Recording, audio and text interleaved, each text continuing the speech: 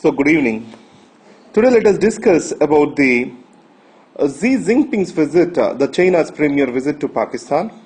So, understand the first point that after he taking the premiership, this is the first visit of Xi to the Pakistan. Before he visited Pakistan, he has visited India and many other countries.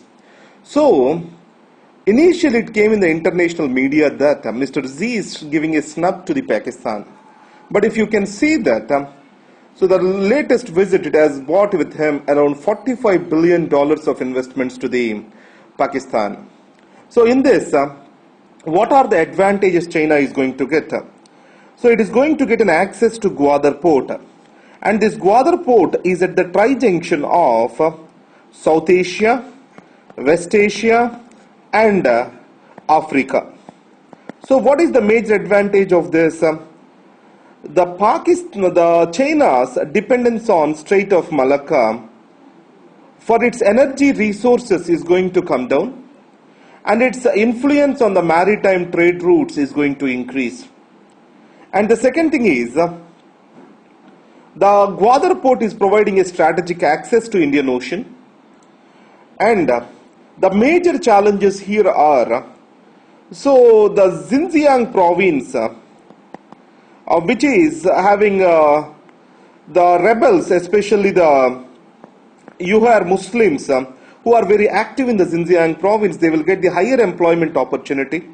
And at the same time, the entire economic corridor passes through a security sensitive zone. So in this case, Pakistan has issued for a better security. So, and added to that, it signifies the emergence of new geopolitical realities. And India has to tune itself to the realities of the emerging multipolar world. For India, it may benefit from curtailing of the terror outputs, especially across the corridor from Xinjiang province, that is Kashgar to Gwadar. What is the challenge to India is it also flows through the Pak-occupied Kashmir, which India claims belongs to it. So it means a disputed territory is involved in this project. And hydroelectric power is going to come at the same place. So in this case, how India has to act? One thing which is positive for India is, initially it was said that 8 diesel submarines will be given by China to Pakistan. Because of this, Pakistan may gain something called as second strike capability. So in this context, the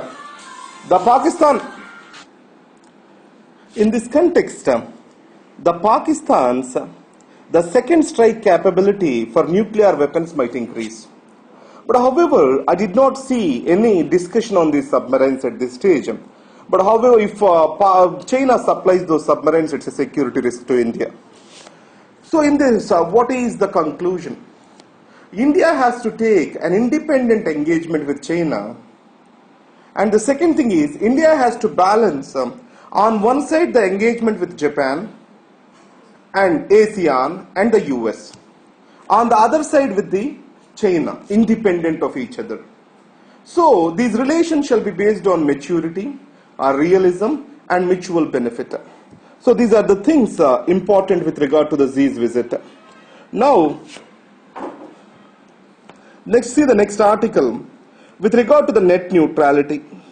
So in this class, I am not going to discuss anything important of the net neutrality.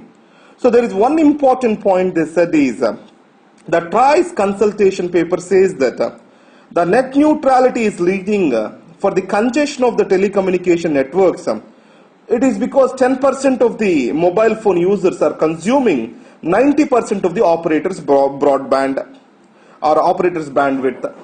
So it is not at all appealing because of the few reasons. According to them, the congestion can be effectively addressed by looking only at the quantity of data and preserving the net neutrality. This is a valid point.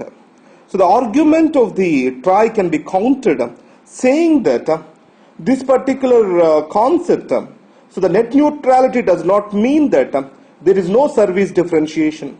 It means that the choice has to be shifted towards the consumer, end customer, not to the network per se. This is what is the essence of this. That's the beautiful point which I got from this particular article. So net neutrality is all about the consumer choice, is not about the network's choice. And next is Mr. Ghani is about to visit, the Afghanistan president is about to visit. There are three agreements which are to be signed over here. One is mutual legal assistance agreement. So this legal assistance agreement helps both the countries to cooperate on criminal and civil matters. The next is motor vehicles agreement.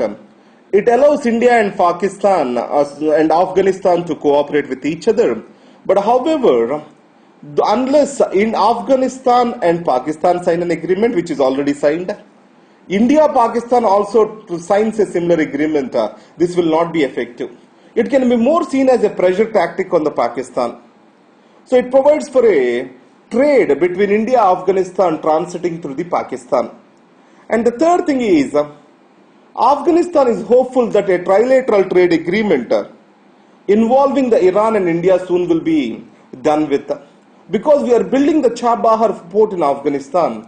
So from India, so we will be accessing the Afghanistan bypassing the Pakistan through the Chabahar port in Iran. These are the developments which we are seeing. And we already know that there is a strategic partnership agreement between India and Afghanistan which was signed in 2011. So based on this, India is training the Afghanistan personnel, and also it is about to supply 3 Cheetah helicopters to the Afghanistan. So these are the things. Let us see how the facts evolve when Mr. Ghani visits India. And the next is, there are few important points on revamping public procurement. You know that in the budget speech, the finance minister talking about something called as improving the financial management in the country. So public finance system reform is central to the public procurement bill. So it means what the public procurement bill does. So there is lot of wastage because of the independent procurement and unorganized procurement and the lack of proper legal supervision, a single law. So now this particular article suggests some improvements to that. The first improvement is the bill is too complex, so need to be simplified. And the second thing is the post-tendering steps. After people file the tender, there is some other completion of the work, monitoring of the work, payments clearance. All these things also involves once the tender process is completed. So this entire enterprise management is not included in this part of the procurement bill. And the third thing is, you know, the judiciary has a huge delay in the country. So especially these kind of procurement activities fall into the judicial tightrope, then the delays will damage the procurement process. So what it suggests is we can create separate redress committees. And next is, on line with the international practices, in the government a centralized nodal agency can be created, and a few systems need to be evolved to tune this nodal agency to function in a decentralized manner. And next is, the bill only talks about the procurement at the center, not the state. So we need to, it talks about the center, not at the states. We need to look into that particular issue. And next is, if the procurement is around less than 50 lakhs, it is not covered in the bill. So, and added to that, the competition can be eliminated with regard to the security reasons and also emergency procurements, etc. So certain safeguards and reporting mechanisms have to be kept in place to provide for the greater accountability. And added to the data management capabilities and standardization, skill set of officials, and definite general rules and broader principles, these are also shall be made to improve the Public Procurement Bill 2012. So the essence what it says is simplified bill. So don't delay. So create separate mechanism other than judicial mechanism. So post-tendering steps shall be improved. International practices such as agencies, special agencies shall be created. So even less than 50 lakhs and emergency procurements improve the mechanisms. And finally, even where the competition is limited, we need to know the proper reporting structure and skill set of the officials, data management, improvement, standardization. All these things can improve the process of procurement. So it can improve the entire financial management and can save the government between 0.6 to 1.2% of total GDP, which is a huge sum, which can reduce our revenue deficit by almost 15%. The next article is about Hubble telescope. I can see a future question over here. Especially International Space Station, already UPSC has asked a question. What are the achievements of the Hubble telescope? It can be a question. And I am not a science teacher and I am not a physics teacher. I don't know much about that. But I wrote down few points which I'll talk over here. So once Hubble telescope helped to understand the expansion of the universe and also helped to understand that universe is not only expanding but also accelerating. And also it has helped in documentation of crash landing of the comet Shoemaker-Lemaire 9 on Jupiter. And next is discovery of the black holes, understanding of the crucial phase in the birth of the stars. So these are the various things which have helped us because of the Hubble telescope. Actually, Hubble telescope started as a failure experiment. Later, the repair was done, and up to now, 5 services are done, including the spectrometers, gyroscopes, new cameras, etc. So this is about Hubble telescope's journey till now. So thank you very much and all the best.